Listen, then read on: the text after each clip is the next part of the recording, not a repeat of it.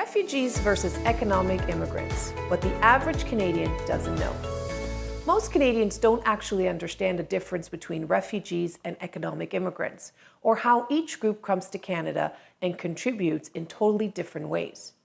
And that misunderstanding fuels a lot of fear, resentment, and misinformation in the public discourse. Let's start with the basic. Economic immigrants are selected by Canada based on factors like education, language skills, and work experience.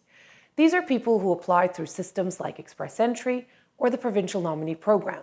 They're chosen because they likely integrate quickly, fill labor gaps, and contribute to the economy right away. Refugees, on the other hand, don't come to Canada to boost the economy.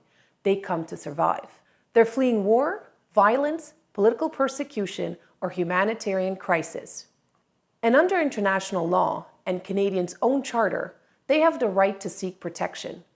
Refugees are screened, often spend years in UN camps or overseas interviews, and go through a strict vetting process before ever setting foot here. Now here's where it gets interesting. Despite public assumption that the refugees are a drain, many end up outperforming expectations over time. They open businesses, learn the language, and become homeowners.